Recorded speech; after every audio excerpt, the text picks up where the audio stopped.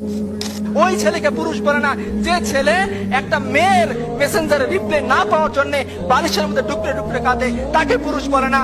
ওই ছেলেকে পুরুষ বলে না যে ছেলে বিশেষ না হইলে পরে গলায় দড়ি দেওয়ার জন্য চিন্তা করে, ওই ছেলেকে পুরুষ বলে না। ওই ছেলেকে পুরুষ বলে না যে জওয়ানির মধ্যে জওয়ানি মিটানোর জন্য রাস্তা রাস্তায় দাঁড়িয়ে মেয়েদের সাথে ইফটিজিং করে, ওকে পুরুষ বলে না। আরে বেটা, তুমি যদি পুরুষ হও 4টা বিয়ে করো, মজ মাস্তি করো বউয়ের সাথে, কবিতা লেখো বউয়ের সাথে, পারলে দায়িত্ব নাও, নিয়ে দেখাও তোমার পুরুষত্বের পরিচয় কতখানি। পারলে দিনের দায়িত্ব নাও, নিয়ে দেখাও তোমার পুরুষত্বের পরিচয় কতখানি। পারলে উম্মার দায়িত্ব নাও, খালিদ ওয়ালিদ হও, আমরা তোমার ইমামতি মেনে নেব, দেখি তোমার পুরুষত্বের দায়িত্ব কতখানি। আর যদি না হয় তাহলে তোমার এই পুরুষত্বের প্যান পানি বন্ধ করো। ইতিহাস তোমাকে মনে রাখবে না, ইতিহাস মনে রাখবে খালিদ ওয়ালিদকে, ইতিহাস মনে রাখবে জাফর ইবনে আবু তালিবকে, ইতিহাস মনে রাখবে আবু বকর উমরকে, যে উমর পারস্যের সামনে দাঁড়িয়ে চোখে চোখ রেখে কথা বলেছিলেন।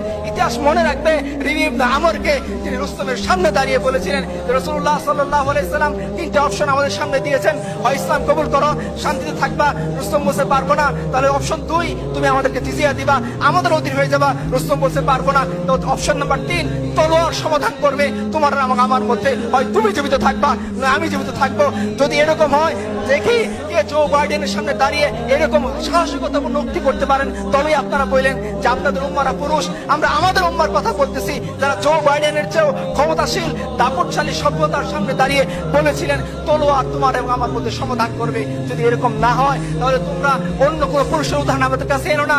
আমাদের কাছে ওসিমেন পুরুষ না, অমুক তমুক পুরুষ না, আমাদের কাছে পুরুষ হচ্ছেন রাসূলুল্লাহ সাল্লাল্লাহু আলাইহি ওয়াসাল্লাম, আমাদের কাছে পুরুষ হচ্ছেন তার চাচাতো ভাই জাফর ইবনে আবি তালিব, আমাদের কাছে পুরুষ হচ্ছেন আব্দুল্লাহ ইবনে ওমর, আমাদের কাছে পুরুষ হচ্ছেন যায়েদ ইবনে দাসিনা রাদিয়াল্লাহু আনহু, যারা মৃত্যুর মুখে হাসতে হাসতে নিজের জীবনকে দিয়ে যেতে পারেন শুধুমাত্র এক আল্লাহর জন্য, উম্মতের জন্য, দ্বীনের জন্য, এবং যারা নারীদের দায়িত্ব নিতে পারেন, যারা সমাজের দায়িত্ব নিতে পারেন, যারা অর্ধ পৃথিবীর বাদশা হয়ে বেকারির মতো ফকিরের মতো জীবনযাপন করতে পারেন, আমরা এদেরকে পুরুষ মনে করি। আমরা তোমাদের আনা উদাহরণকে কখনোই পুরুষ মনে